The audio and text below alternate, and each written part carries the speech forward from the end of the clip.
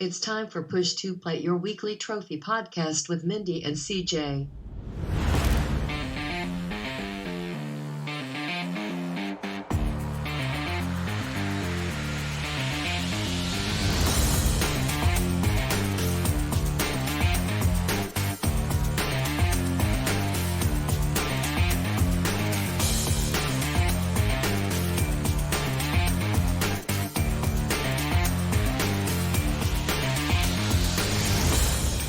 Hey listeners, what is up today, tonight, tomorrow, this morning? I don't even know what time zone we are in anymore, but we are all here together for episode 33 of Push2Plat. We might even be back on schedule with recording time this week. I don't know, but look, if we're not, I can't use the Final Fantasy excuse anymore, but I'll use something else.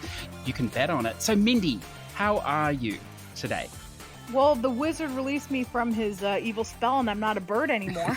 Hang on. That bird is a separate character. Were you implying that you are the bird? Maybe. Oh, I see. What did you think of its form? The mystery deepens. But what did you think of its knowledge? I think it gave me a run for my money. I don't know, man. That bird sounded a little racist. I don't know, man. I'm not sure which host you're referring to. That was a dodgy bird. Yeah. Well, look, listeners, it was definitely an experience, but it looks, fingers crossed, touch wood, knock on glass, avoid the black cat. It looks good like today. I think it's going to work. So we will find out. But look, why don't we introduce our guest today? A guest I've been looking forward to speaking to for some time, a JRPG connoisseur, a guide writer, a mother, an owner of many dogs, the wonderful Eigen-space. How are you today? I'm doing very well, thank you. Fantastic. Now, can I ask you before we start, is there any history or significance behind your name, your PSN name? Yes, thank you. This is actually, I want to introduce this to the show. Why this name? I'm so glad you brought it up. I'm seconding it. It's just going to be part of the show now. So for my name, it's a mathematical term that comes from linear algebra. I studied mathematics when I was in college. And so when it came time to pick a PSN name, I just decided to go with something mathy, and all of the fairly easily recognizable mathematical terms were already taken. So went with the more obscure Eigen-space. Wow. Now, see, I had a feeling, well, not a feeling, I knew you were very maths related, statistic related with all your, your wonderful stats and your community events and the things you do. I should just at this point say, the listeners may know already, I do maths on my fingers. So you're going to have to just bear with me here. I don't know, Mindy's probably more across all these terms and stuff, but just so it's out there. Do you work in this field as well? You're like your mathsy, statsy sort of person. Is that right? Yes, I'm a data scientist for one of the top healthcare companies in my state. Wow. So there you go, listeners. We have an extremely educated, intelligent woman here, a data scientist, and we have a musician.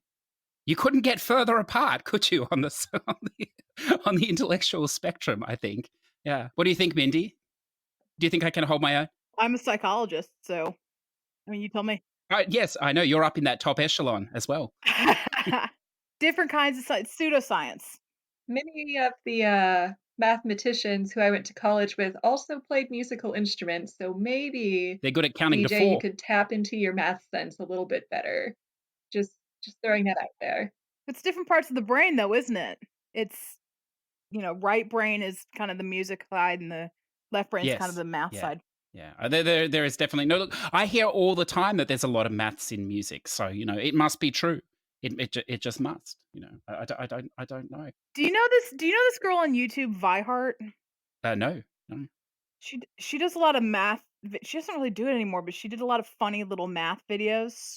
Mm-hmm. Where you actually learned something, but it was fun. Like she did one with snakes, like these little plastic connector snakes, and then she did something with hexaflexagons, where she had a lot of fun with it. Just made me think of that. Sorry, your voice kind of made me think of her. Hexaflexagons. Wow. Hexaflexagons. That's not a term. I couldn't explain it. I'm not a mathematician. I can't really explain to you what they are. I can just look at something and be like, that's a hexaflexagon. It's something that you it's like a paper thing, and you can build it, and whatever way you turn it, you get different sides, and it's like there's different right? Am I totally off the mark with what that thing is? I have no idea what you're talking about. Oh, you're a mathematician. Hexaflexagon. That's the new rat release for the week, I think. Oh my goodness, I love it. Well, one of us will look up what that means later, listeners, because I'm sure one of you will, and tell us. So, so we will find out. So, Eigen, would you like to tell us a little bit about your gaming background, if you like? Sure. So I began gaming when I was very little. My parents, they always bought us, I've got two sisters, they always bought us the latest and greatest systems, usually just about a year or two after they came out, though. So I grew up playing, Super Mario World, and by the time we got to SNES and had access to Super Mario RPG, Legend of the Seven Stars, that's kind of what really got me into playing JRPGs. I also grew up having a lot of male friends, and so used to find myself sitting in their rooms watching them play video games, which is how I got into Final Fantasy. Saw one of my friends playing it, would just watch him play it, and then begged my parents for Final Fantasy VIII for Christmas and got that one year. So that's kind of where I come from, just growing up with video games. Kind of took a break when I was in college, but post college I got back into I learned about trophy hunting and here I am. How long have you been trophy hunting? Um, say for about the past 4 years or so. Oh, so you're a youngin. Mm.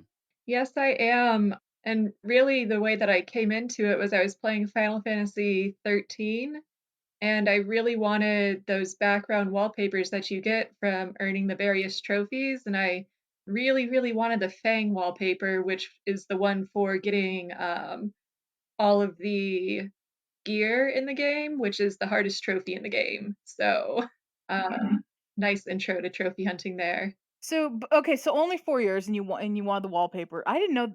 I don't think I knew there were wallpapers. That's pretty cool. But did you? I guess what kind of trophy hunter are you? Just I'm just gonna do JRPG trophies, or are you? I'm gonna do whatever I'm playing. I'm gonna go for the platinum. Are you? Because I'm looking at your profile right now. You're 90, little over 94% completion. That's not bad. So are you more of a completionist, or what are you? I would say I'm a completionist, but not strictly. There are a couple games that I did play and I just really didn't like them, and so I know I'm never going to get 100% in them, and doesn't bother me all that much. I'm not going to waste a bunch of time trying to get 100% on a game that I'm just frustrated with and don't like. Shout outs to Okami and Kingdom Hearts, which I know a lot of people are going to hate me for. I'm literally just looking at your profile and I could see Okami here and I was just like, oh, I wonder what she thinks of that. But there you go. Did not mesh very well with that game, but No. if I am playing a game and it's a relatively short game, even if I don't like it, I'll still try to complete it. But if it is something that requires a lot of time, like Okami and Kingdom Hearts, I'm not going to beat myself up for not completing it. When I first started out trophy hunting, really my focus was on JRPGs, but then I started expanding. I really like indie games. I really like games that have good art and music in them. And if a game doesn't have a story, I tend to not gravitate to those as much. So there you go. That's my trophy hunting gameplay style philosophy. And CJ mentioned you write guides. I'm looking here, and this is really funny to me, is that you've written guides for one of the Atelier games. You've written for Little Dragon's Cafe, which I want to talk to you about later. Nino Kuni 2, and Shaq Fu: A Legend Reborn. Yes. Yes. I used to play basketball, and they used to have these things called Shaq sodas. And on the cans, Shaq used to make just like these ridiculous faces, and so I would mime those faces as well. So I have like these pictures of me with the cans up next to my face and me making the same facial expression. So naturally, I remember those. There were like 4 or 5 different Yeah, flavors, there right? were a lot of cream soda flavors, but every can had like 3 or 4 Yeah. different faces that it could have. I think I don't think you can find them anywhere anymore, but they used to carry them at various gas stations. Yeah, I remember pretty briefly, I went to, uh, Comic-Con in Chicago. I remember stopping at, like, a 7-Eleven, and there was just, half of one of the fridges was filled with these Shaq sodas, and I was like, I don't know what I'm looking at right now. There's just a bunch of all these different Shaq faces just staring at me. Yeah, I can They weren't bad, but I can see why they were kind of a limited thing. They didn't have staying power. This Shaq Fu game is interesting though, isn't it? Because unless you got the physical copy, you couldn't do the DLC, the Barak Fu. Is that correct? That's correct, and I don't think that they changed that just yet to my knowledge. So yeah, if you did not get the physical copy, you cannot get the 100% for the game. Mm.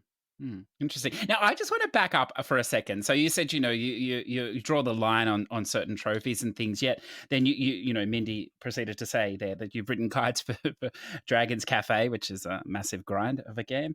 The Atelier games we're going to get to later.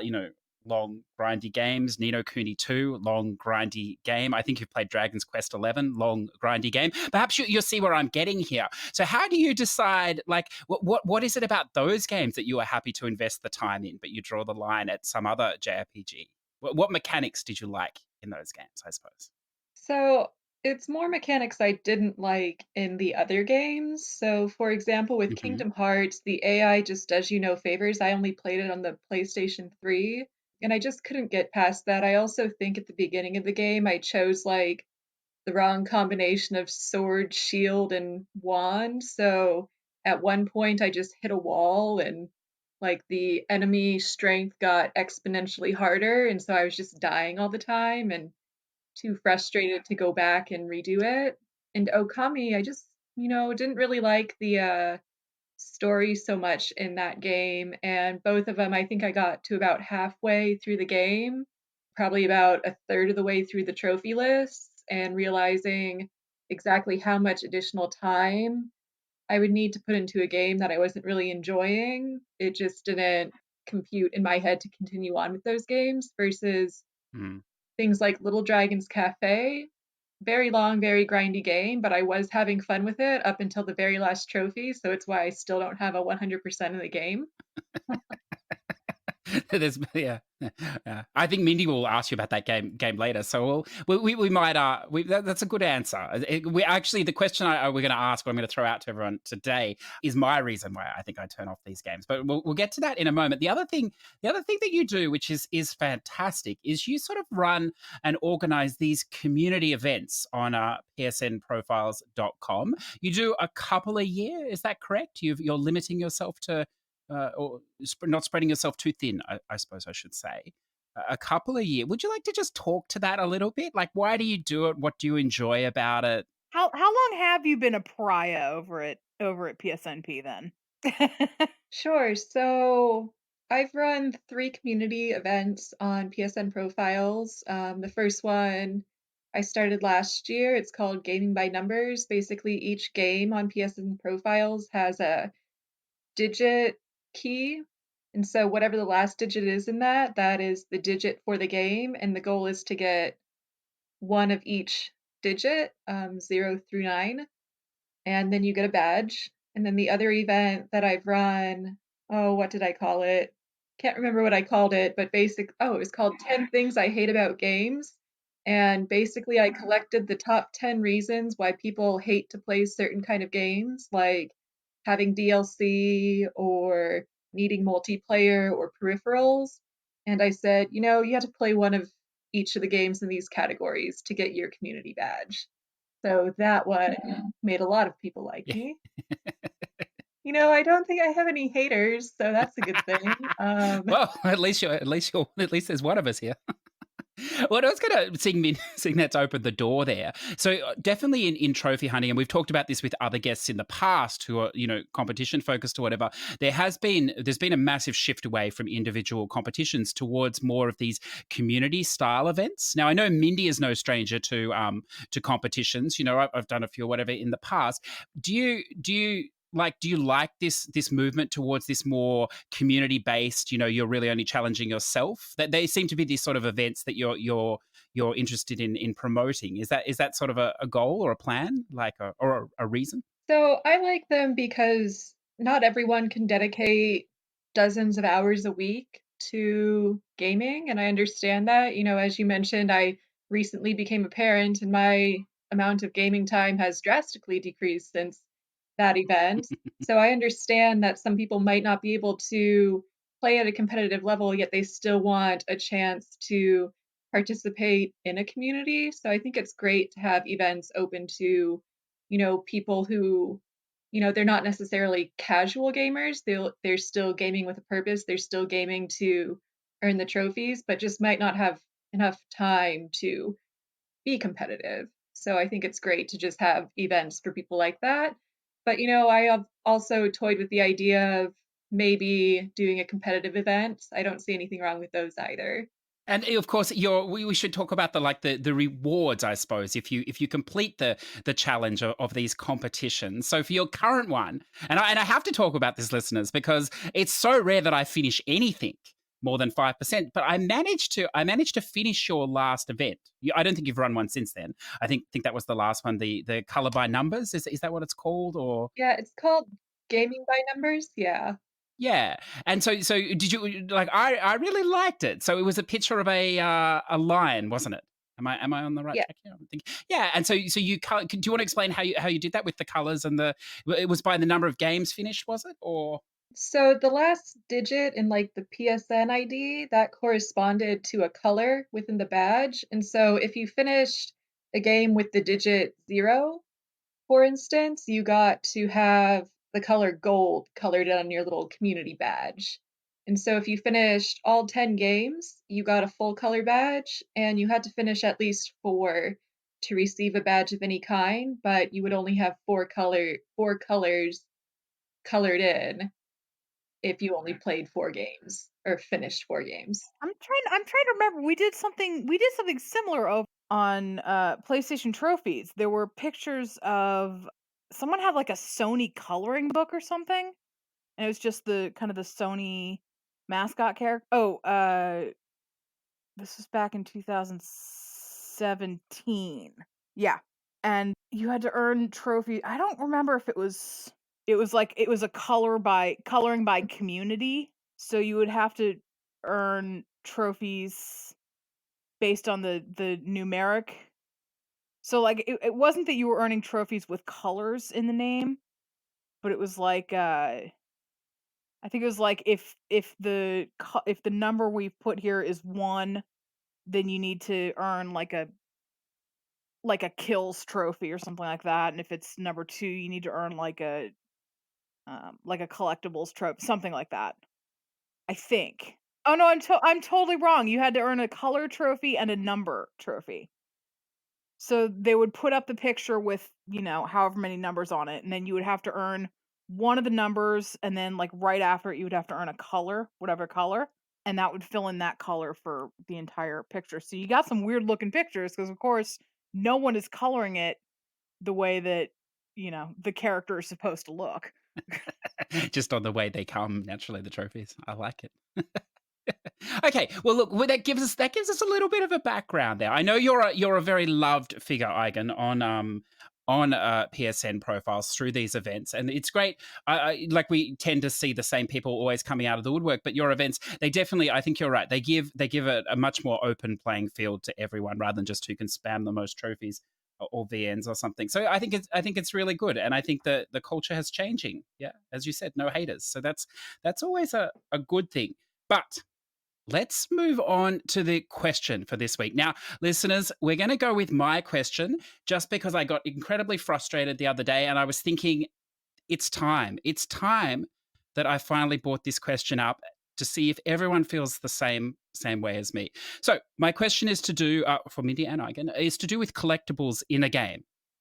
Okay, so it can be any time of game. I don't care, JRPG, open world, whatever you want. With collectibles, do you think that when you finish the game, so when you finish the story of the game, and side quests or whatever else, and you finish the base game there, do you think that all the remaining collectibles should automatically now be shown on the map? Assuming that they were never shown on the map to start with, that they should now be shown on the map because the game is finished, you've had enough, it's over. Should they just be put there so you can see where they are, or should you be forced to use video guides, picture guides, a combination of everything, text as well, to find these things? What do you think, Eigen? I don't think you should have to resort to using a video or text guide to find these collectibles, but I don't necessarily think that they should be shown on a map. There are some things like in-game clues that can lead you to collectibles. I think Final Fantasy 12 did a good job about that. A lot of the hidden things in that game, as long as you read through all of the extra information they gave to you, you could find anything you wanted to in that game if you did the reading. So I think that's an acceptable thing to do, but having things that are just hidden all over the place and you would never be able to find them without some kind of guide, I really don't like that. Like LA Noir, I hated that game's collectibles so much because you would have never known where to find them if you did not open up a guide. I agree. What do you think, Mindy? I really don't have an opinion. I guess my only caveat there would be it depends on the type of collectible they are. So if it's the kind of collectible that actually tells you more about the story that you've just played, like journal entries and stuff, then yeah, have some sort of way to tell the player, well, you haven't found all of them. Whether it's like, this area you've collected X out of Y collectibles, or have a map or something. But if it's just, collectibles for collectibles' sake, who cares? Like, I shouldn't say that because I'm a completionist trophy hunter, but you pick them up and you forget about them. So Yeah, yeah. And this tendency, the reason I bring it up, listeners, is yesterday I was playing Concrete Genie. So, it's fantastic, whatever. It's fine, the game. And so it finishes. And obviously, some of the collectibles you can't get until you finish the game either. So that's, a separate issue. But overall, it's a very small map. And there's something like 220 collectibles. Now, this game is like 5-hour long game. So it's not like you're going to be here for, 100 hours and you'll do all this stuff. And they're not. I mean, they're little collectibles that add things, I suppose, but they're just sort of, I don't know, they're frustrating. I found them frustrating. And of course, they're not marked on the map, so you don't really know where they are. And the tracking system is like whatever or something. And it just got me thinking about Control, because having just finished that recently, and that has like 300 plus collectibles on the map. And again, not marked, but you only needed to get like 120 of them. So I was thinking, this would be wonderful. Like just put like 1,000 on there for the people that want them, but just make a smaller percentage required or something. And that would alleviate the need for a guide. But look, I don't know. Perhaps that is just me. I mean, spending more than 5 or 6 hours in a game is rare, I suppose. But having to I spend, mean, the last few Far Cry games have done that. There's a ton of collectibles, but you don't need to get all of them. yeah, yeah. I don't know. I don't know. I don't know. I don't think that the fun is there, like the devs and whoever create these things think there is after the game. Again, it's game dependent, I suppose, but just chasing, like, some of these things are just No, pictures. it's busy work. Yeah, yeah. Well, that's right. It's sucking up more of your time, I suppose, so you stay with the game. But yeah, I don't know. Anyway, look, maybe you love collectibles. I don't know. Whatever your poison, that is fine. So look, why don't we've already done a little bit, Eigen, but why don't we have a look at what you've been playing this week? What else have you, or in the last couple of weeks, if it's easier for you, whatever you prefer. Sure. So recently I've been playing Tales of Xillia 2, which I'm a big Tales of fan. Why? They've just got such great stories, great artwork, great music, really good character development, good battle systems. They're just really solid games overall. I haven't been disappointed with a single title that I've played. And the only ones I haven't played are Dawn of the New World and Vesperia. from PlayStation 3 onward, that is. And so I've really enjoyed all of the titles that they put out. Mm. So, Tales of Xillia 2, I actually started back in 2017, and for one reason or another, put it down, went on to other things, and now I've gone back on my profile to look at some of the things that I can clean up and want to clean up. And Tales of Xillia 2 was definitely one that I wanted to get back to at some point, so now I'm picking it up again. So I've been playing a little bit of that, grinding a little bit of that out. All I have are grind-related trophies left on that one. But one of the games that I recently played and really, really liked was the Sexy Brutale. I'm so glad you brought that up. I love Sexy Brutale. It's fantastic. Yes, I just liked how it's one of those games that you can play through, and some people may be tempted to look at a guide, but as long as you're paying attention to what's going on in the game, you completely don't even need to look at one at all unless you're being impatient, because everything's really easy and actually really fun to figure out. You're just following around various characters who you're trying to save from being killed in this mansion, and you gather certain supernatural abilities to be able to hear a little bit more clearly. You can hear people's whispers. You can, like, one of the big bases of the game is turning back time. There's just this game. It's really good. It's not even a very long game. I think it took me less than a day to complete. Really good game there. What I really liked about it is it's got a lot of personality, first of all, but like it's not like you're going and you're stopping, whoever from killing these people. The whole conceit of it is you can't directly interfere. So you have to set up ways in the environment to delay someone or to trap them in a room or something like that. You can't just go up and tackle a murderer. Right. In fact, the game limits you from interacting with any of the NPCs whatsoever. If you're even in the same room as they are, you kind of get attacked by these, I guess, possessed masks. They come chasing after you. So you kind of have to like look through door holes and listen through doors to be able to see what's going on in the room next to you. And from there, figure out how to, as Mindy was saying, put in place these stop gaps to prevent their murder from occurring. There's only 2 stacks of this game. I wish there were more. I would stack this 8 times. If there were 8 stacks, I would stack it 8 times. I love this game. I really do. Easy, easy now. Easy now, easy now. Now look, Persona 3 Dancing in Moonlight, a music rhythm game as well. Lovely. Did you enjoy it? I did. It's been a long time since I played a rhythm game. I used to be really into Guitar Hero a long time ago. And I haven't played that game in so long. So Persona 3 or Dancing in Moonlight was the first rhythm game I've played in probably the past decade. Mm, And it eases you into it very well. You mm, can pick the different difficulty levels that you want to play at, and so I admit I had to like play on easy for a good amount of the songs at first, but I was able to ramp it up. In fact, I think even a couple of the trophies require that you play on these harder modes. So being able to do that was really fun. They also included a bunch of, I guess you'd call, challenges that you can toggle on and off to make the game either easier or harder for you. So the trophy list is not that much of a challenge, but you can make the game as challenging as you want to for yourself, and I really appreciated that. yeah. It's a great series too. The Persona 4 Dancing obviously is the older one, the Vita, originally the Vita, but then ported recently in the collection to PS4. But the Persona 5 Dancing one as well is great. So I don't know if you have plans in the future of playing more of them, but they're all good.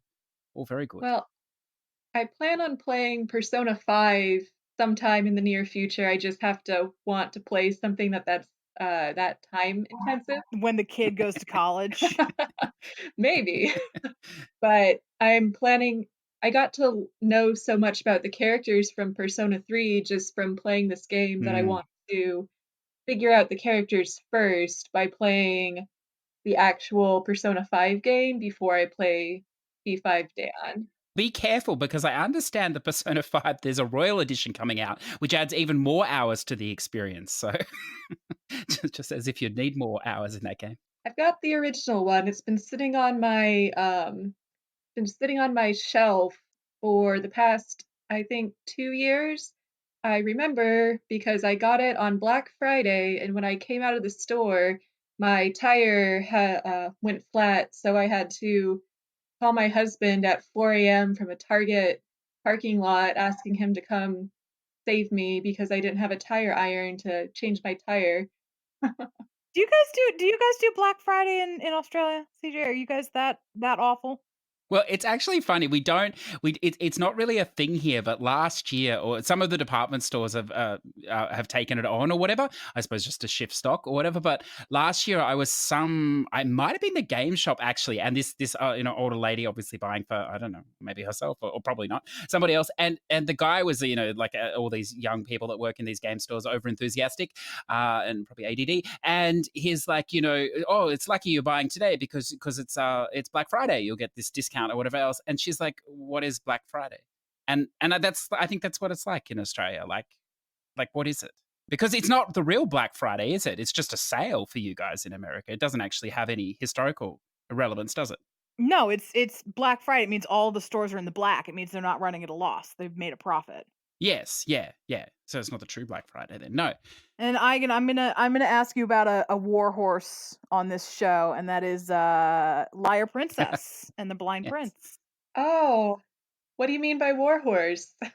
Just whenever, like in the first couple episodes, there was like a weekly, someone had played it, Yeah. and then because there's like 100 stacks, and so every week someone would say, "Oh, I platinumed Liar Princess again," and then whenever we had a guest on who had played it, they would bring it up, and so now it's just be kind of I'm kind of making it a thing now, where every time I look and I see someone that played Liar Princess, I bring it up and see what they thought of it. So I'm subscribed to NIS America's newsletter where they talk about all of the games that they're releasing. And when I saw Liar Princess and The Blind Prince on there, I was just like, oh, I need to pre-order that one. And then forgot about it until it came up on this show, actually, when I was listening to one of the episodes. And I was just like, yes, I remember that game. I want it. My commiserations. Sorry about that. No, and I had to go to eBay to get a copy of it, but I have my physical copy. I do like having my physical editions. So I got my physical copy off of eBay, played it, and I loved it. So I just really liked the art style. I liked how simple it was. I feel like it's definitely a kiddie game, but it was a nice change of pace. I had just played a couple of really story heavy, kind of sad games before that. So it was nice to have something that was, the story is at first not so light, but it did feel a little bit more storybook-esque and geared toward children. So I appreciated that. And I appreciated how the collectibles in the game, you didn't need a guide for them at all, because they were just right there on the map as long as you did a tiny bit of exploring. Everything in the game was very self-explanatory. So just really liked the mechanics overall. Thought it was a really well done game. No glitches, no bugs. Yeah, I really enjoyed it. It is a beautiful game. And then the last one I personally want to ask you about, and it's because not a lot of people have played this, let alone have the platinum. But you've platinumed Walden the game.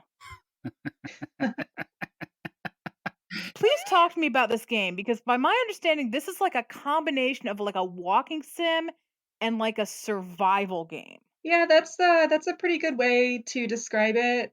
Basically, you're playing as Henry David Thoreau, and you're just experiencing life out on the lake in the middle of the woods. You're hemming your own clothes, you're collecting berries from the bushes and fishing in the pond, and doing all this great stuff. I actually have a guide for that game that's about 90% finished that CJ promised he was going to help me with.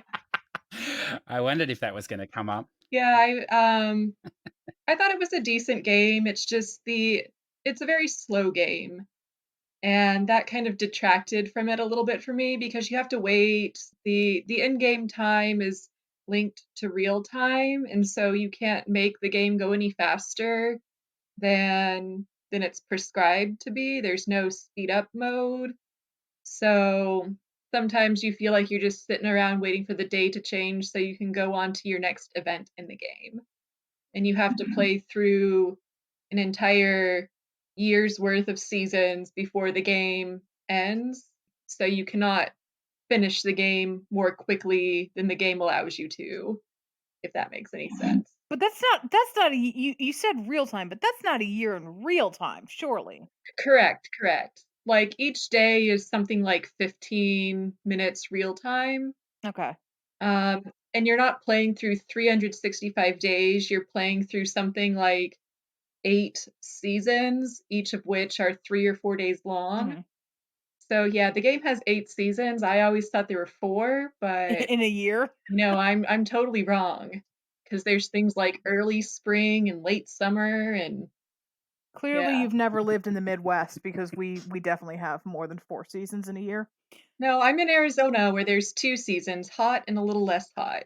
So Oh, I like that. Well, look, Eigen, I was hoping you'd bring up that guide thing because as you may know, as Mindy definitely knows, I'm a highly in demand guide writer. From my previous credits, which we don't need to go into here. They're fantastic specimens of the guide writing community. I'm sure equally loved by Like everybody. Meow Motors. Yeah, look, yeah, that is one of the finer achievements. I would agree. Yeah, yeah. But look, I've heard that Mindy is actually a very good guide writer, and she's interested in this game. So perhaps there can be some collaborative work here, and that guide can one day be finished. Because I feel if you're waiting for me, you're going to be waiting a long, long, long time for that to happen. So you may pick up the reins on that one, Mindy. It sounds like you're interested in the game. So A passing interest, perhaps. I'm not a huge fan of survival games. They're kind of, I think Jim Sterling called it best. He called them babysitting simulators, and they kind of are now. ouch. Where it's like every 15 minutes you got to go find food. You got to stop whatever you're doing and go find food. Yeah. Oh well. Well, we'll leave. It's a very peaceful game. Anyway, well, look, the first 10 minutes was. So I'm sure it carries on from there. So, Mindy, I don't know. What have you been playing? What can we talk about that you've been playing? You lead the way here. Let's see. New Artifacts Monday game, Queen's Quest 4. Hmm. Walkthrough is up. I believe I'm the first platinum earner. People have already beat my time. I used to be the fastest achiever. Mm, Yeah, I'm the first platinum earner by like a lot, by like a week. congratulations. I think I think I got the code wicked early, so that surprises me. So that's fun. How does this Queen's Quest rate compared to the other three? Is this the must play definitive one or? This is in the vein of Artifacts Monday games where it's easy even for an Artifacts Monday game. Like you can play on casual. Once you've played like 3 or 4 hidden object scenes without using hints, you can start using hints. It's not one of those ones where you have to avoid the hint button the entire time. Oh wow. Okay. It's easier. Played some spammy stuff for side events. I played Scheming Through the Zombie Apocalypse. I did play that this Mm. week. Any good? Yeah, it's all right. I don't quite understand. I know this is kind of an episodic game. Hmm. So it when I finished it, I was like, "Oh, this is just a visual novel with these weird parts of like inventory management because the whole point is you're looting stores." And you realize that and so you start thinking, well, do I want to go for quantity or do I want to go for the quality? Because it lists like what each thing will sell for in like the thieves guild or whatever. And you realize that has nothing to do with anything. It doesn't matter how much or how little you take. You just need to get through the game. So Oh. it's confusing as to why that matters at all. So I wasted some time worrying about, should I get like 2 really big expensive things, or should I hang on to, 12 less expensive things? Oh, so the choices don't matter.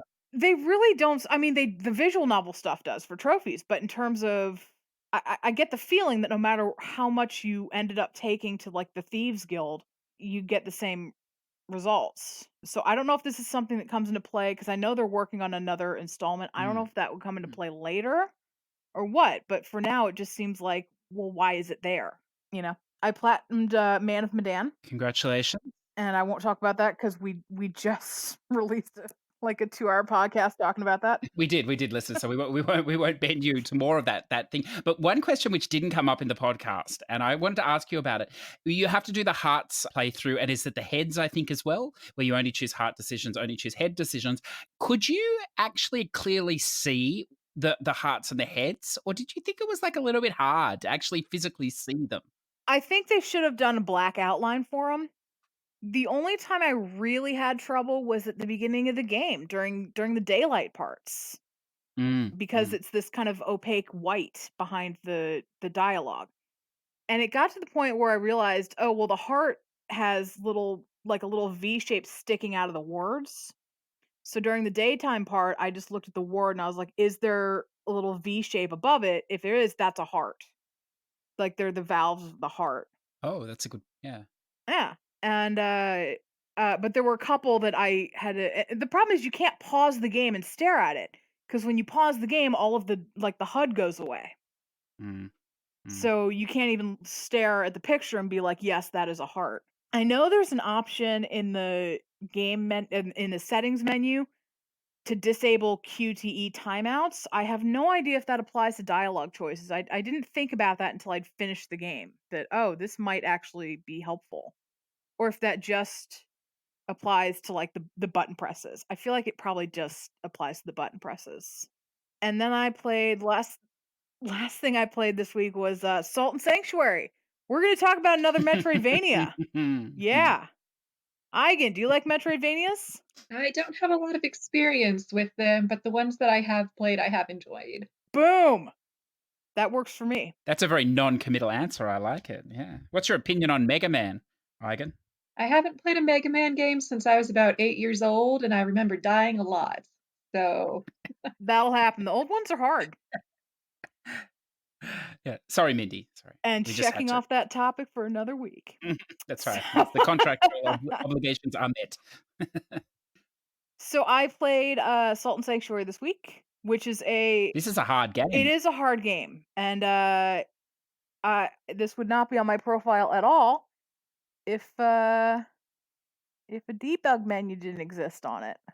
This is a Oh, cheaty what? platinum. What? Hang on. What? Listeners back. What? Hang on. How do I not know? Is this a debug menu, you say? Uh-huh.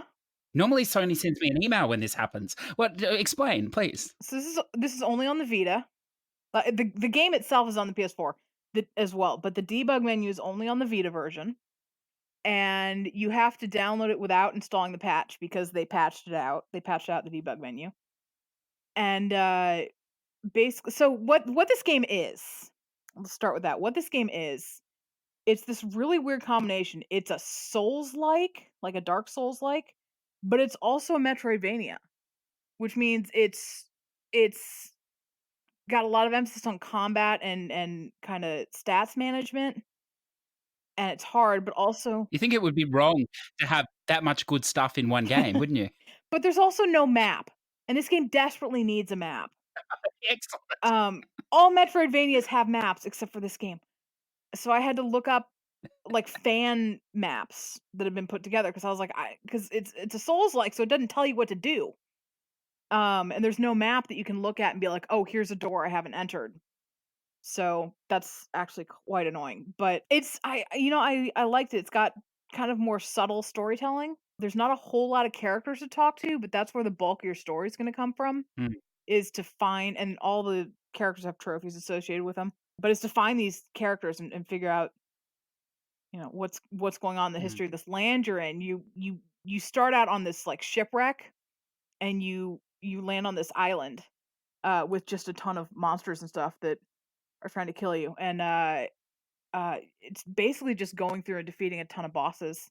Anyway, so there's a debug menu, and you can access the debug menu, and there's God mode, which means your HP meter will always stay full.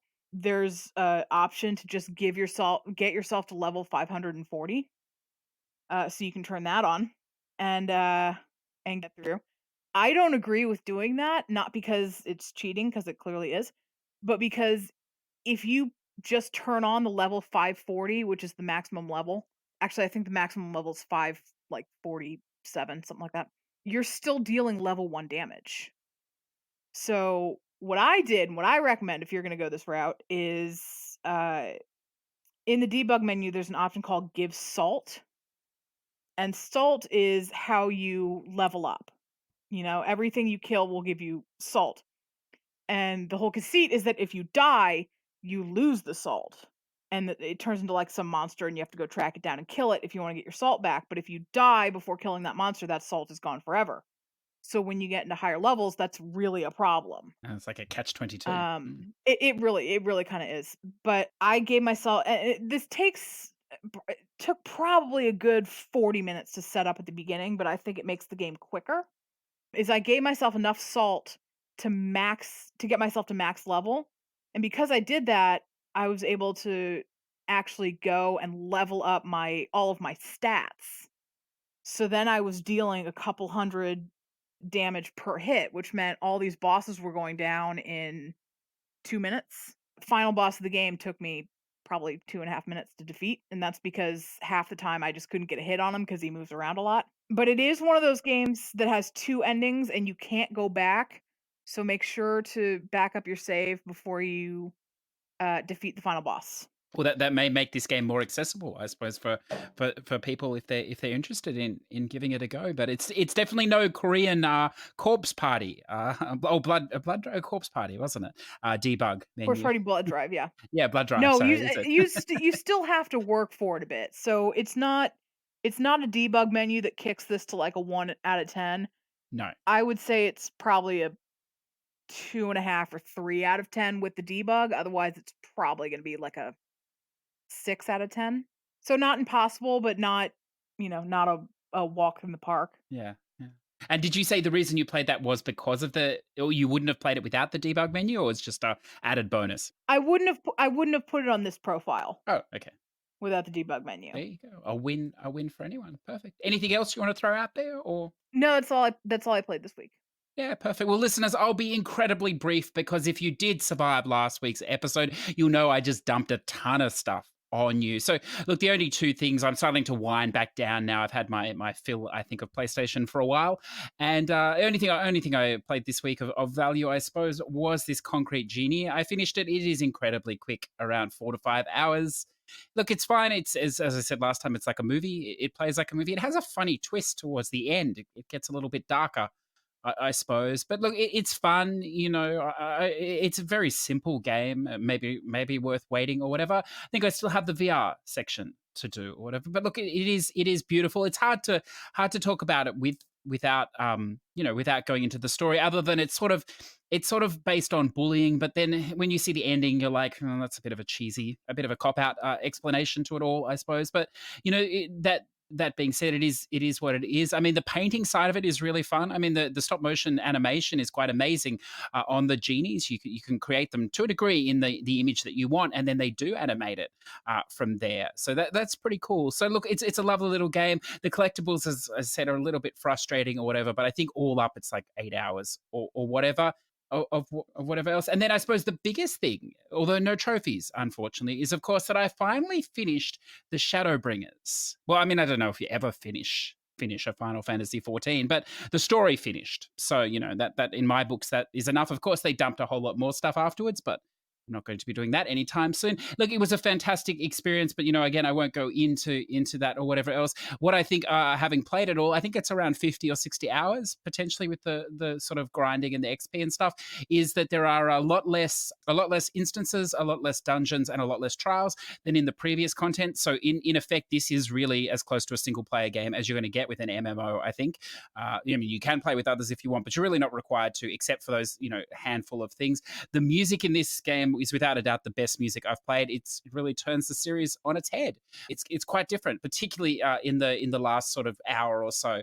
If you do decide to play it, and if you're used to these games, the ending sequence probably is about 3 hours. I'd say if you're level to 80, it's definitely worth setting aside the 3 hours. I think there's about 40 minutes of cutscenes at the end anyway, which you'd want to watch. But that whole run up into the end it's great. It's fantastic, and it does just in case you're like, wow, is it finally over? Just in case you're worried about that, it does perfectly end on a cliffhanger as well, so that it sets up the future free quest content. And then I believe there's going to be 2 more expansions in the future. But look, while they're making millions of dollars in their subs, I'm sure there'll be many, many more expansions. So yes, it's been good. But as I said, I'm feeling the pull, I think, of maybe the Xbox or the Switch coming up. So who knows what I'll play this week? It'll be, even I don't know. It'll be exciting.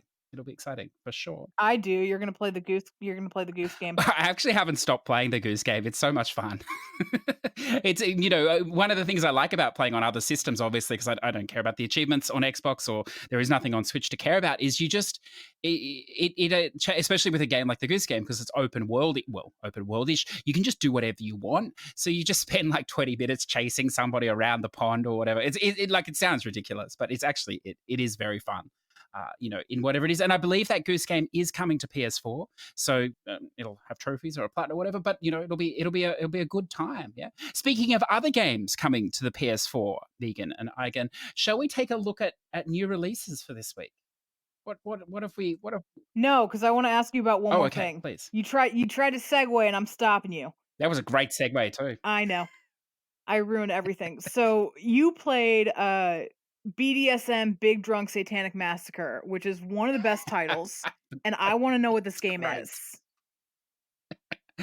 Okay, so this is a top-down isometric beat 'em up, I suppose is the way to say it. It's done in a I don't want to say like a 90s style, but in a similar style to that. So if you think your old sort of text-based, not text-based, but text heavy RPGs, if you like, from that sort of period, it plays like that as well. So there are maps or whatever that you complete, or a series of rooms, I suppose, that move on to the next ones. But there are always a ton of little NPC characters, and they have a massive amount of dialogue to tell you if you wish to engage. It is absurd. There is no question about it.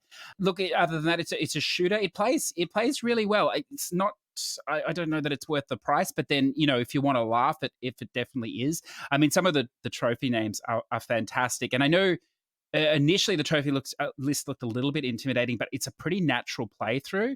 I mean, your only danger is you can actually kill the NPCs by if you attack them, and if you did kill them, it would void the quest and potentially the trophy. So I suppose, and sometimes it is easy to kill them just like through friendly fire, if you like. If you're going berserk and they're in the corner, they could get hit. So I suppose you would need to be slightly careful of that. But other than that, the trophies definitely fly in that game, and it's absurd. It is absurd. But if you're looking for a more modern, isometric style game, I don't think you'd like this one. You just have to go in knowing it is an older style, sort of slightly text heavy as well. But yeah, I don't know. I've only spent a little bit of time, maybe an hour in that. So, but look, I think it's only about a 4-hour game as well. So yeah. Does that whet your interest, Mendy? Do you think you're interested in this BDSM? It's you know me. No, it looked kind of fun. So now I want to know if you have a good segue to get us to the next section, or if I've completely ruined it. No, well, look. All I'd say in that is, if you're looking for fun trophy names for milestones, if you really care, there are some good trophy names in that game as well. Like the complete the Doom guy infector quest, the Monster Cock, because everybody wants to do a quest line based on a rooster, obviously. So, Magic Cock. Sorry, not Monster Cock. What am I saying? I thought it was just a big rooster. but no, that's the podcast after. Sorry. Okay, so new releases. Why don't we shuffle across? I'm still looking at that rooster and I'm thinking, hmm. Anyway, it doesn't matter. Eigen. Now you had something, I think, or you had a few things you liked, but would you like to kick us off? Sure. So the first game on here that I thought was interesting was Doors and Rooms. Seems to be very escape room based, which I've done escape rooms in real life, and I've completed all of them under time, so I've never gotten trapped. And I like that in the video games. I have played the Zero Escape trilogy, which, I was gonna ask you if you'd play those. Yeah. yes, I love those games so much that it's actually the only game I've ever called out of work to continue playing. Um, Wow, that's great. so this game does not sound like it's in the same vein because it does not sound like it's death or consequences like it is in the Zero Escape games. It also doesn't sound like there's as much of a character story arc, but it does sound like you're going to get that puzzle game, escape room feel in it. So I really like how that sounded. Did you play Tower of Beatrice? I've never even heard of that one. That's another escape room game on the It's not as good. Okay, Mostly because the interface is not great. But if you're a big fan of Room Escape, that's another one you can play on PS4, and I think it's like it's cheap, like $5. sure. I'll look into that one. The other two that caught my eye were the Jackbox Party Pack 6. So I just actually played believe Party Pack 4 at a wine tasting I did with some friends the other day, and it was a good time, good party game. So it'll be interesting to see what Party Pack 6 has in store. I find most games are improved with a wine tasting, but that's just me personally. Oh, it was a very good drunken experience. I am a lightweight when it comes to drinking, so I was toasted. Um, and Mega Aquarium is the last one. It sounds kind of just like a laid back. It says it's a theme park management tycoon game with an aquatic twist. So that just sounds like good resource management fun with a little bit of a fishiness to it. So sounds pretty relaxing. No pun intended. Oh, all the puns are always intended. Always. Good. And Mindy, do you want to throw some? Yeah, let's see. First one was, what was it? It was, I have to scroll down here. Just Ignore Them. I think this is the new rat game. I think this is this week's rat game. It's a horror point and click game, Mm-hmm. and it's actually developed by the same people who did My Big Sister. So I think if you like that, I think you're probably going to like this one. It seems very, Oh, very much in okay. the same vein. In terms of that kind of horror, it's probably built Yeah. in the same engine. I think this is actually, yeah, this actually predates My Big Sister. So looks interesting. I'm definitely gonna jump on it. And then the other, if I'm not beaten to it, I'll write a guide up. But I think Velvet might do a text guide. She did a good text guide for My Big Sister.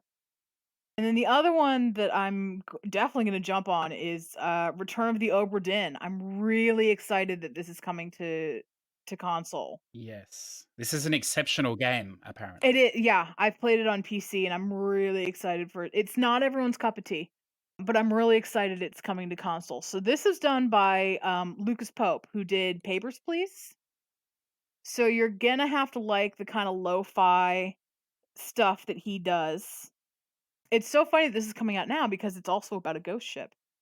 So basically, it's like 1800, and this ship, the Obra Dinn, just shows up like six months late, and it just shows up at port, and no one's, there are no sailors on it. All the stuff is gone, and so you play an investigator who goes onto the ship to try to figure out what happened, where all the stuff is gone. It's a mystery game, basically. So I'm really excited this come to console. I'm excited to play it again with trophies. So that's gonna be my week, I think. You're going to be busy. Yeah. It's good that some of these games are coming across. I see also, listeners, we have Outer Wilds coming out this week, finally. So it's tied up on the Xbox for some time. I'm not sure why, because it's not an exclusive or have any real connection with Microsoft, my understanding. But it's great that it's coming across. I have not looked at the trophy list. It will be interesting because it's a time loop game. So I'm not sure what the trophies will entail or how difficult that will be in setting the stuff up, but only because, I mean, it had achievements, so I suppose perhaps it's the same, but I never looked into them. But it's a really fun game. You play for about 10 minutes or so to leave the opening area, and then from then on, the experience is around 30 minutes, maybe 45 minutes. But and then it sort of resets. So again, it can't really explain. Well, I suppose we can. The world sort of explodes, and so you reset. But you learn. It's one of these games where you learn a little bit more each run. So you get further each time, but you're not doing the. It's not like a roguelike in that you're doing the same thing. You go to different planets, but you take the knowledge that you had with you, and so it helps you with puzzles and whatever else. So look, it's a great game. It's fantastic. Obviously, indie art style as well. So if that concerns you, of course. But look, I would definitely recommend jumping on that. Finally, we have the Plants vs Zombies Battle for Neighborville. After a month, it's finally fully done, or fully opened out, I suppose. And look, if you enjoyed the other games, this game is fantastic. There is a massive amount of content compared to the second one. And one of the great things, I don't know, Mindy, I don't think you've played these games, but one of the great things is they often hide things in these games that can take quite some time, like buildings or doors or things like this, that can take quite some time for the community to figure out how to get in there or open them. So that's exciting. I think I like things like that. I haven't played You're talking Plants vs Zombies still? Yes, sorry. I haven't played that since the original mobile game. It's been around forever. Yeah. Yeah, and I'm old. Yeah. But now I've got that "Zombie on My Lawn" song stuck in my Uh, head. no, no. Yeah, well, look, that is there, listeners, and I think, well, I know early access that was a half price game. I assume it still will be, so that's definitely worth looking into. And then, of course, this Zombieland double tap road trip. I don't know. I imagine no one here has seen any footage of this. It does look really, really funny as well. Local co-op multiplayer. Oh, only local. So that is a shame, or whatever else. But it's absurd as well, and I would recommend if you like these sort of crazy things, check out the video on that one. The trailer. It is very funny. But look, that's more than enough. That's more than enough. Why don't we shuffle across to a topic, Mindy, that you and I know very little about, which doesn't make a lot of difference, I suppose, to normal. But but luckily, we're joined by a guest that knows a lot about these games, including the correct way to pronounce them. So, Eigen, why don't you just give us a little bit of background about the Atelier? Would you like to do your French here, Mindy? Atelier? Whatever we're going to go with. What is it? Tell us about these games. So I'm going to pronounce it how they do within the games themselves, which is Atelier. I know some people disagree with that, but I'm just going to go with that since it's how they say it in the games. So these games have been around for quite some time. I'm personally only familiar with them as far as PlayStation 3 and onward, but there are some on the earlier PlayStations that I'm not familiar with. So the three series that they have are the Arland series, the Dusk series, and the Mysterious series. Arland has 4 games, Dusk has 3, and Mysterious has 3. A new one's coming out very soon. I'm not sure what they're going with the name of that one. And then there's a spin-off game called Nelke and the Legendary Alchemist. So there are 3, 6, 10, there's 11 games out so far in North America. I believe the newest one is already out in Japan, so 12 games total right now for PS3 and onward. And these games, typically their plot revolves around a teenage girl who is learning alchemy from their master.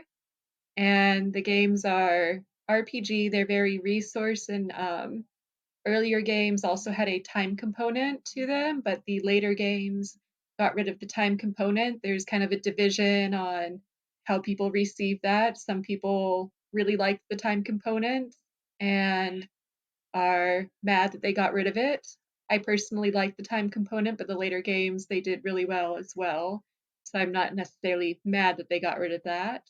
But they're very very much based around learning recipes to create various battle items or gear. And you can do pretty well in the games if you don't master the alchemy system, but you're not going to be able to get all of the trophies without learning these because there are super bosses in the games where you really do need to have a mastery over the alchemy system to create the best gear for yourself to be able to win these battles. There's also trophies for max alchemy level, getting all the recipes, making all the items, etc. So, in a nutshell, those are the games. Teenage girls, alchemy, battling, sometimes time management, sometimes not. So you say there's a couple of series. Are these all related? Are they all interconnected? Or is it like Final Fantasy where it's just kind of a name and the games really have nothing to do with each other? So, the games within their individual series, they are related to each other. They usually have similar themes running through them, and within them, they also have a lot of returning characters. Now, there are some characters that appear throughout every single game. Kind of like in Final Fantasy, you have the chocobos that appear in every game, or you have the Cid that appears in every game. So in the Atelier games, you have Pamela, who's kind of like this ghost shopkeeper who appears in every game, and you also have Haggle, who's a bald smithy who appears in every game. But within the individual trilogies themselves, they do share themes, they do share most of their characters are reappearing. You can play them without you can play them out of order. You'll just miss out on Easter eggs, if that makes any sense. See, I understand these games have quite a following, but they are very niche games, I think, in this sort of Japanese line or whatever else. How approachable are they for somebody that, has never played one? Like, where do they start? Do they need to go back to the beginning, or could you start at any of the series, or how would that work? I'd say you could start I would personally start with the first game in any of the trilogies, just so you don't miss out on any of the Easter eggs or inside jokes. And I would say for accessibility, definitely start with the Mysterious trilogy, which was the first trilogy released on the PS4, because it got rid of the time related aspects to the game. Like every action within the older games equated to a certain amount of in-game time, and you only had a certain amount of in-game time to complete certain tasks. So I think that's where a lot of people tend to get tripped up or frustrated with the game because they don't have enough time to do whatever you want. The older games are definitely ones where you'd need to play and fail and then do a new game plus to be able to really get through the game. So if you don't like replaying games, don't do the older ones, stick with the newer ones because you can do everything in one playthrough. So it just depends on what kind of gamer you are.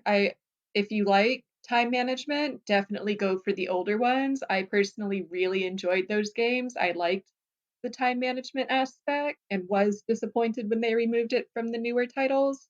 But the newer games are also really good. I think because the older ones have been ported, I think, to PS4 as well. I'm not sure, have they ported them all now? I know there's most of them are on PS4, I think, as well. So for the Arland and the Dusk trilogies, those ones were originally released on PlayStation 3, and then they released Plus versions, which, or what did they call them? Yeah, I guess you just call them Plus versions. And those were on the Vita, and those contained additional content that happened in post game, usually. And then they recently took the Arlen trilogy and put it on the PS4. They took the Plus version and put it on PS4 called the DX version. And I believe they're also doing that with the Dusk trilogy. I heard a rumor about that. I'm not sure if it's true or not, that they're going to be doing it with that. So if that rumor is true, then all of the Atelier games are going to be on the PS4 very shortly. That's exciting. So how these are quite big time commitments, though, these games as well, aren't they? They're not small experiences. How long is one of these, sort of, to play the story, I suppose, or to get to the ending?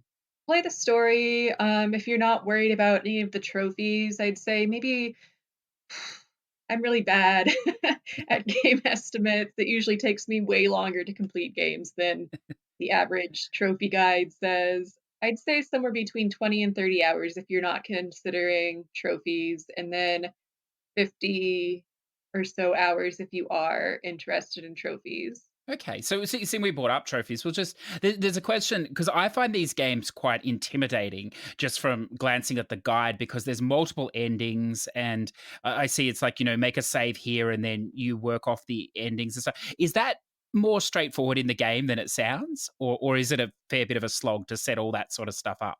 So for the ones on the PlayStation 3, it definitely is a pain in the butt to get them because you have to make sure that you don't trigger certain endings because they kind of override each other. You can't like pick your ending at the end, they all supersede one another. So you have to be sure to get only the requirements for this ending and then beat the game, reload your save, do a couple other requirements for a new ending, get that ending, load your save, and there's about 10 different endings for Atelier Rorona, which is the first one on the PlayStation 3. They did away with that a little bit with the Plus versions, so you could get all of the requirements for your endings and then pick which ending you wanted to view, and then just reload your save from there. So they did take away a little bit of the tedium with the Plus versions, but the original, as they call them, vanilla versions on the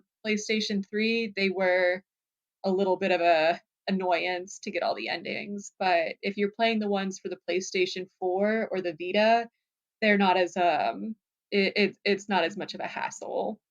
So we had a couple of weeks ago we had another episode about JRPGs, and we talked about some of the staples of these. This is I assume this is turn-based combat. These seem to be based off of kind of older RPGs, JRPGs, correct? Yeah, it is turn-based combat. How are these games? How are the stories in terms of like pathos or melodrama? Because that was a big thing that came up in a lot of those kind of older.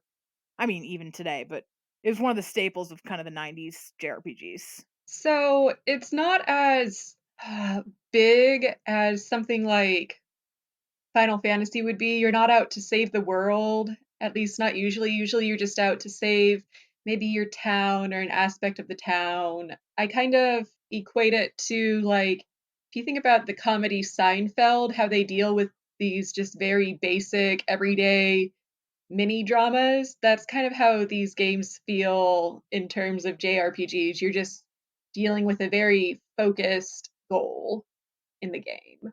Like in the first game, you're just trying not to get your workshops shut down. Gotcha. Sorry, sorry, I just Googled there's 21 games in this series. That's crazy.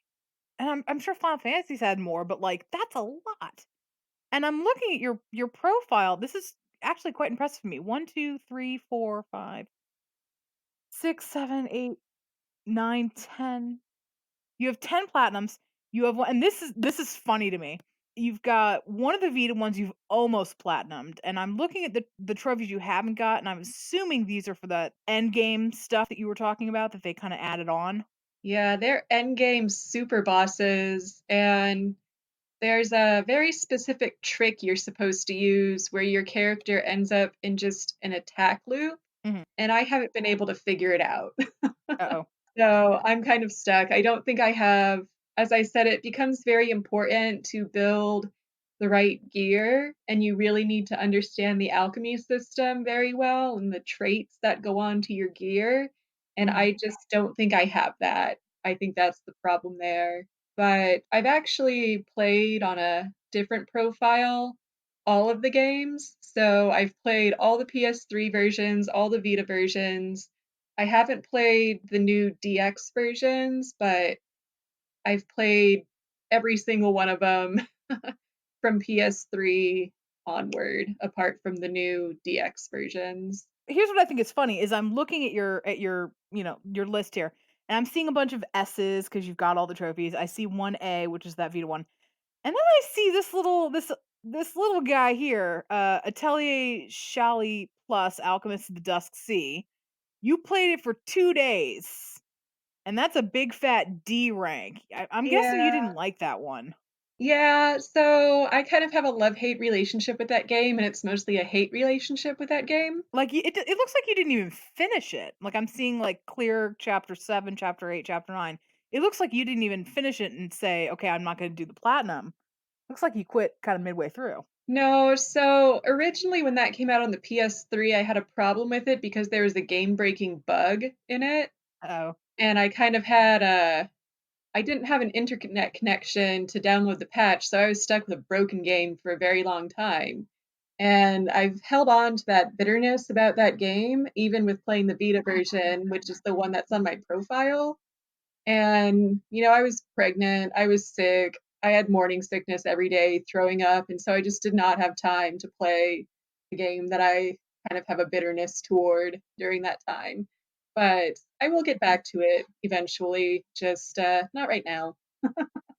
Be honest, did you name your kid after a character in one of these games? Not after, but yes. That's awesome. So I was going to ask you too. The art style in these games is very distinctive. It's I don't know if you feel that way. Again, I've only played things, but it's very. I mean, it's very like lighter colors. The whole game strikes me as incredibly relaxing until you get to the alchemy, which is not relaxing. Well, not for me. Is as the games develop, do they play with that? Like, are they relaxing or are they not? Are they sort of on the go all the time, busy work, frenetic? So that's actually why I really liked the time limits in the earlier games. It made it feel to me more relaxed because you knew that you could only do X amount of stuff within that time limit. And I suppose that can be very frustrating for other people, but I found it relaxing. I'm weird, maybe. But the games, they are very lighthearted for the most part. They can deal with some darker themes when they get very far into the story, but for the most part, they're lighter games. You're playing as a teenage girl, and it's not like Final Fantasy games where you're in a military school. No, you're a teenage girl learning alchemy, and they very much keep that in mind. And you're right, the art style, it is very light. They are very bright games. Definitely a more refreshing JRPG Hmm. than dealing with all of these darker themes. You've got the 3D character models and maps, but then you also have like when the characters are talking to each other, you have kind of like these drawing overlays of the characters, which is a really neat art style, in my opinion. Okay, now it would be remiss of me not to ask. Now, I know these games hold their value, but these games are notorious for having season passes that are worth, sometimes more than the game itself, or digital prices. Obviously, I'm thinking here. So, what are these season passes? And I assume you have experience with these. Are they add-ons to the game? Because it looks to me like it's just a lot of costumes and different songs and stuff. But what's in them that makes them so valuable? Does it help with the game or does it add or So I haven't ever bought one of the season passes, but I have looked at them before. And yes, usually they're just additional costumes to dress up your characters in. Usually they're the swimsuit costumes. So, to each their own, certain male fandoms. But there's also background music that usually comes with them, and I have seen a couple that do add additional gathering areas, but they give you everything you need in the game. So I'm not sure if these additional gathering areas are all that helpful. I've never needed them. Okay, now I wanted to ask you about this spin-off game as well, the Nelk one that you mentioned. So this is different. Like I've played a little bit of this one, but I haven't played enough of the others to know. But it is different, isn't it, in the way it plays to the others? Is that correct? Like it's got a city building element. Am I right there? Or Yeah, absolutely. It is not like any of the other Atelier games. It is so the other Atelier games, Sorry, which game is this? it's called Nelke and the Legendary Alchemists. So it's Gotcha. the only Atelier game that I'm aware of where you don't actually play as an alchemist. Hmm. So you're actually I think she's a princess or she's related to some high official, and so she's in charge of building up this city, and she makes friends with all of the alchemists from all of the prior games. So this definitely brings in as you mentioned, the alchemists from all 20 of those titles. Yeah. I really like the combat in this game as well, because it's like I don't know the word, like you go out to scavenge, I suppose, for the ingredients or whatever. And it's like a side scrolling time thing, isn't it? Like you're sort of pushed along the screen. Am I thinking of the right game here? Please correct me if I'm Yeah, that wrong. is the right game. Yes. Yeah. I thought it was very simplistic. I didn't really prefer it, but that's not Well, look, I like simple things. But yeah, sorry. the combat. It's not really the crux of the game. So No. it's definitely more focused on that town building aspect. So it's just a little mini game, if you will, in the grand scheme of that game. Yeah, that's cool. Now, I want to also ask you about guide writing for these games. So I see you've co-authored a guide that's just come out here, The Alchemist and the Mysterious Painting. For Atelier, Liddy, and School. Yeah. So what is it like? I mean, well, first off, what is it like writing a guide for these games? And then what is it like writing a guide, in collaboration with three other people for a game like this? Sure. So guides for these games are pretty intense because you have everything from battle trophies to collectibles to grinds to story trophies. You've also got quite a few of these, what they call character event trophies. So, one of the main things about these games are you're constantly interacting with all your other player characters and even sometimes your NPCs. And there are dozens of events that happen with these characters in the game, and you have to. In this game, they're not missable. In some of the other Atelier games, they can be missable, but it's important to detail every single one of those so whoever is following along your guide knows that they've gotten each of them. So if you don't start writing the guide from the moment you start playing the game, you're going to forget some of these things. So you have to go into the game knowing that you're going to write the guide for it. So pretty early on, I decided to write the guide with another Atelier enthusiast. And then we actually got bored with the guide. I just wanted to finish the game. He had already finished the game and didn't want to go back and play it. So it was actually on hold for about a year until someone else said, I want to write a guide for this game. And the guide team on the site that we wrote it for, they said, oh, these other people, they've already completed like 80% of this guide. Why don't you just join their guide? And so that person came along and filled in the blanks for the couple things that we had left undone. So I think collaboration with these guides can be very useful in that regard. Like some people really like keeping all the details. I personally liked creating a nice format with a lot of the collectible tables for these guides. I didn't want to do screenshots or videos, so one of the other people did that. So it really was a You are a girl after my own heart. I just want to type stuff. I don't want to do pictures. I don't want to do videos. I just want to type it and be done yeah, with it. that's how I felt, but it was a really good lesson in divide and conquer with this guide to be able to have those of us that were good and desired to do each of these individual aspects of the guide because I don't think any one of us individually would have finished this guide otherwise. Okay. Now, can I ask too? Because we sort of didn't. You told us a good place to start. But what's your favorite series out of the three? Do you have one that you like the best, or you hold up higher, or? I much prefer the Arland trilogy. Actually, it has 4 games in it because they recently released a new one for it on the PS4 called Atelier Lulua. Came out like a decade after the first one in the Arland trilogy, and that's because they realized that the Arland trilogy is like their cash cow, so they wanted to capitalize on it. So they released another one for that series. Why is that? Now that's interesting. Why is it their cash cow? What makes it so different that it's like the big seller? I really think it's the main character in the first game. She's just kind of like this sort of ditzy teenage girl, and it really just the series has a sort of levity to it that isn't really captured by a whole lot of games these days. So it really is you're just being a teenage girl going through trying to learn the alchemy, trying to keep your shop open, The second game in the series, you're going through trying to search the world for where your mom went. In the third game, you're a princess of a kingdom trying to save your kingdom.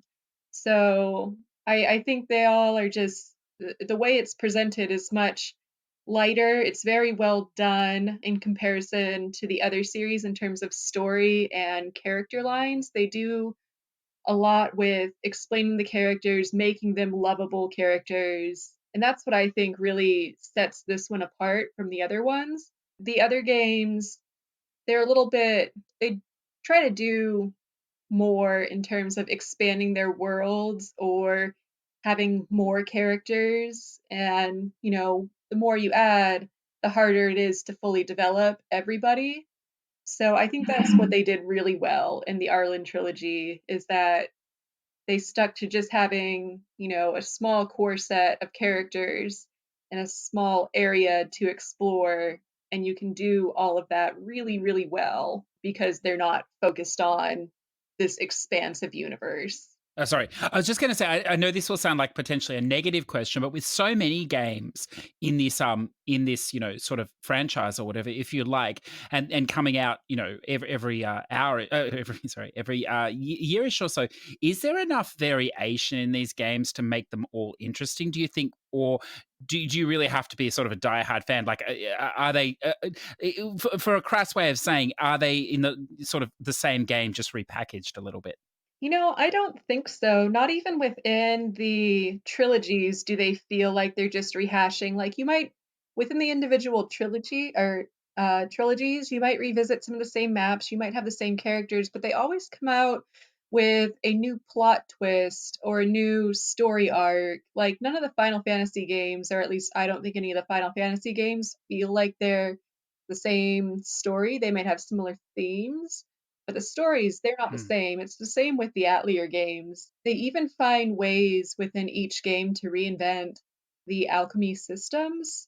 So you're getting something new and fresh every time you play the games, even with something as simple as here's 3 items, let's throw them into a pot and mix it together to make this item. They do something novel with that each time to make it interesting. Okay, I just have one more follow up because I know Mindy has a couple there, but I just wanted to ask you now. Obviously, you're no stranger to writing guides for substantial JRPG games. I know you co-authored the Nino Kuni 2 guide as well. Won a side award for it. I believe it's a fantastic guide. If you haven't played that game, and you're going to, definitely check out that guide. But my question is loosely based from that game, but in this game, so in that game, I found the skirmishes in Nino Kuni 2. I found the skirmishes to be excessive and incredibly annoying. I'm not sure if you found that or not. Is there an element in the maybe you didn't? Is there an element in these games that you find like that annoying, repetitive, something that you grind your teeth on, or is that not present there for you in these Atelier games? You know how I mentioned that there are like these character events within the games? Sometimes those can feel a little bit tedious because you basically access them by getting friendship points with your characters, and you get friendship points by just going out and exploring in the world with them in your party.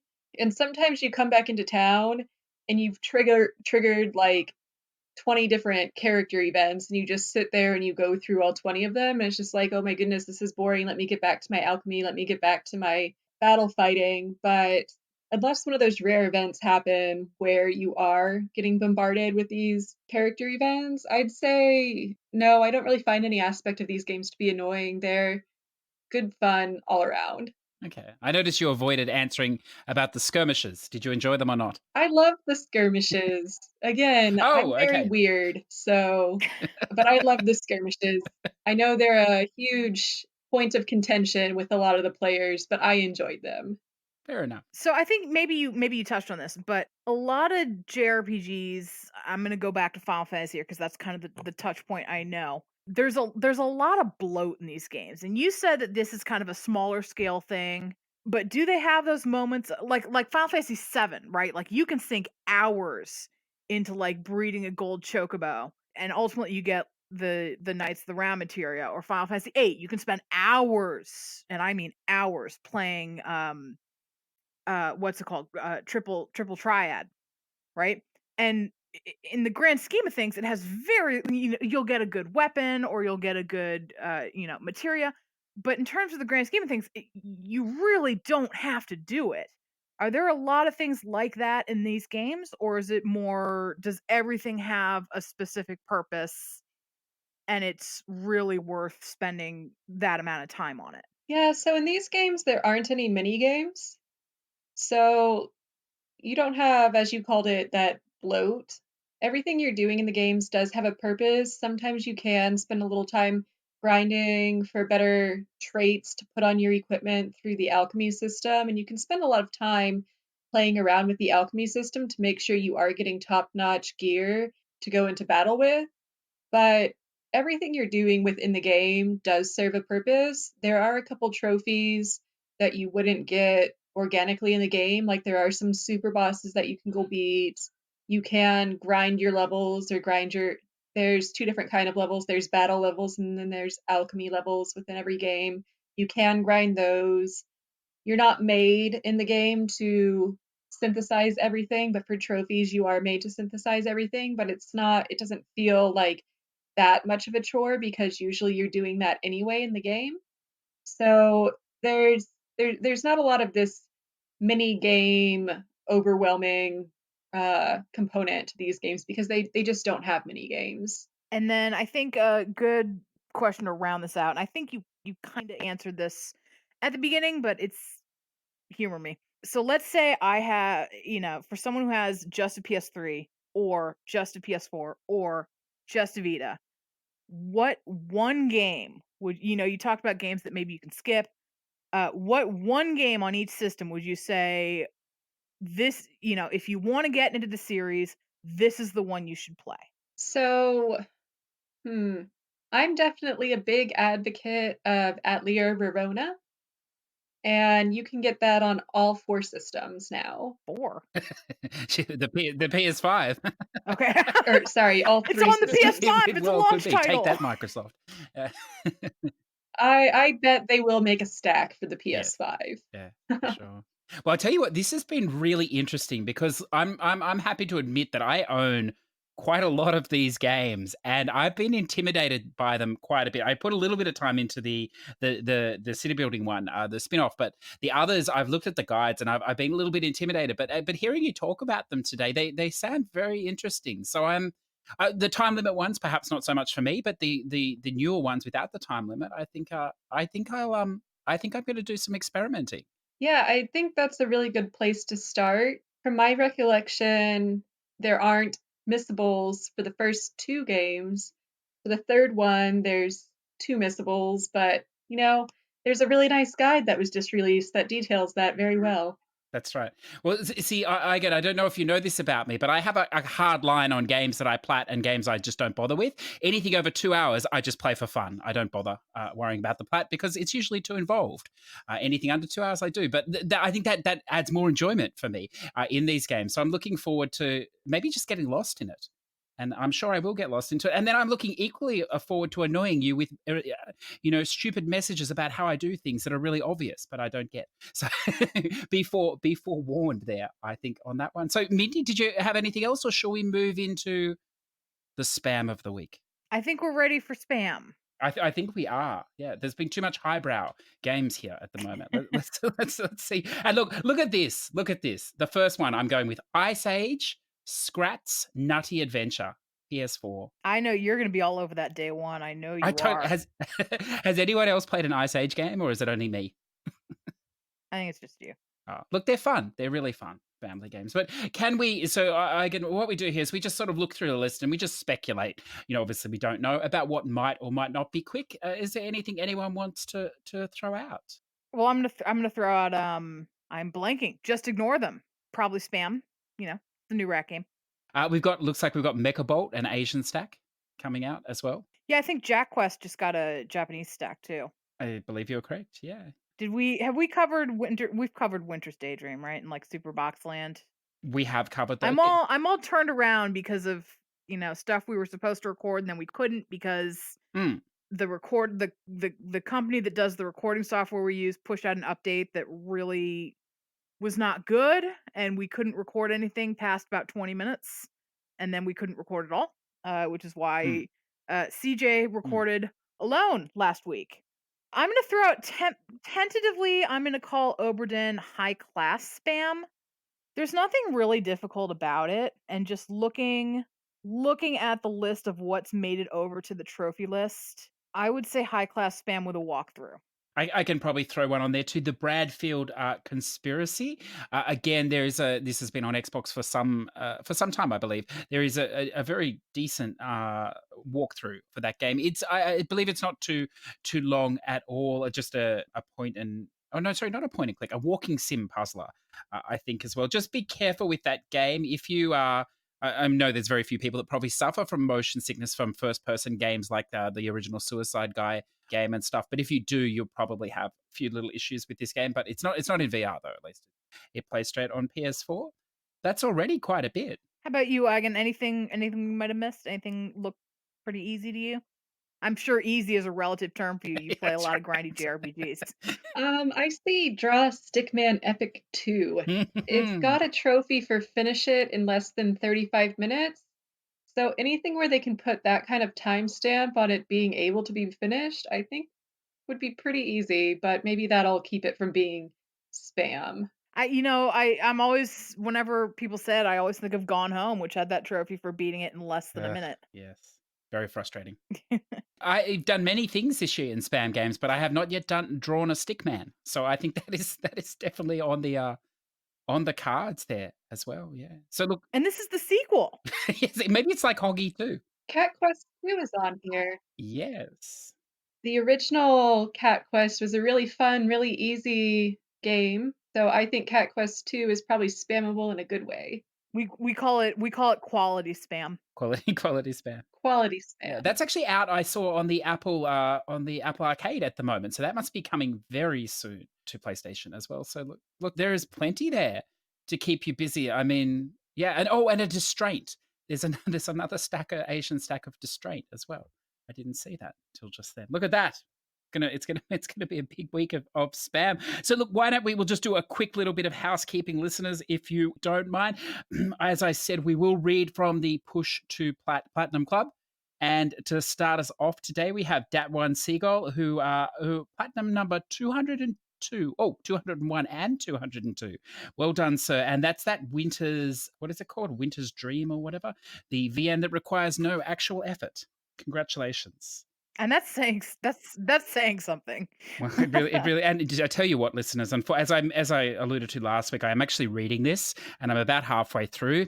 No, I don't think it's. If you're going to read a VN, there are many better choices. Isn't the whole thing about this is like his grandma turns into like a bangable girl that he wants? Yes, but it's like something weird like that. Yeah, it takes a long time to get to that point, and then when it does, you expect some Japanese, some sort of, I don't know, intensity, a bit of randomness, a bit of craziness, and it's really unfortunately not there. It's fine, but it's not amazing, I don't think. But look, it's very short, a couple of hours to read, I think. So what can you do, I suppose. And then we've got congratulations to Mindy for the Man of Medan plat. Congratulations to Da East Side for number 575, the Man of Medan plat as well. And looks like there was a little bit of a collaboration between the two of you there, Mindy. So that's fantastic. Yeah, Easty and I played played co-op. Yeah, together. Okay. That's lovely. And I see that was your last trophy the hitting the dummy thing in the QTE experience. So I maintain that they changed the timing on this trophy at some point with patches. I really do. Because when I first played Man of Medan, I played it with a friend of mine. So I played it on an alt account where I just didn't care about trophies and I didn't care about the choices that were made. And I got that trophy without trying. And then every time I started a new game, because it takes 3 or 4 playthroughs to get the platinum of this game. Every time I started a new game on my trophy, like my actual trophy count, I actually tried for this trophy and did not get it. I had to do scene select like 2 or 3 times to get this trophy. Mm-hmm. So I maintain that I'm not actually awful and that they have changed the timing between patches. Yeah, that's clearly what happened. The Mindy patch hit. Yeah, quick put down the Mindy patch. Yeah, she's getting close to the plat. We'll slow her down. I can see. I love it. And Ed the Shed 2014, Plats 55 and 56, A Winter's Daydream. Sorry, that's what it's called. A Winter's Daydream on PS4 and Vita. I see that game has been platted in 6 minutes now with a turbo controller on PS4. So that's fantastic. And I also saw, Mindy, I don't know if you saw on Twitter this week, Rat, ever responsive Rat, put out a tweet saying, would people like more VNs?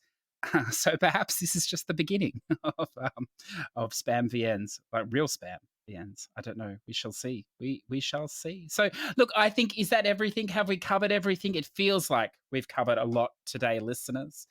If you've made it this far, it is an achievement. It is always an achievement. You deserve something, but all I can offer is my thanks, I think. But Eigen, I'd like to thank you for joining us today. I know we do a long rambling path to get to the end, but you survived, and I hope it was somewhat enjoyable for you today. Yeah, it was a lot of fun. If you ever need anyone back, I'll be happy to join you again.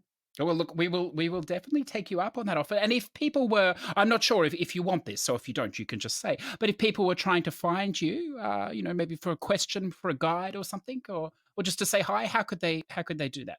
I'm on PSNProfiles, and I am always happy to answer any questions about games or just questions in general. I think I'm pretty friendly. I would agree. And Mindy? Twitter Speaking of friendly. Twitter at The Mind is a City. I'm on PlayStationTrophies.org. On the guide team, if you want to write a guide, hit me up. I will help you through the process. If you want to support my guide writing, if you've used my guides to get some platinums, and you want to support what I do have a Coffee page, ko-fi.com/The Mind is a City. It's not a subscription thing. It's just a tip jar. So you don't have to worry about, signing up and monthly donate, nothing like that, which I think works better. Yeah. No, I agree. It's a great idea. If you're looking for the show for some reason, if you haven't found us but you've managed to listen to us, we are available on all good podcast providers and YouTube as well, I believe still. If you'd like to reach out to us, we are on Twitter at push2plat, push2plat, or you can email us at push2plat@gmail.com if you have any comments, questions, or concerns. If you have a question for the show, please feel free to submit it. We will definitely get to it at some point. And look, as you can tell, we like to expand on questions. So you never know what sort of answer you will get, I suppose. So with that in mind, I almost forgot. I forgot to do this last time, but I see it's growing. So perhaps misclicks.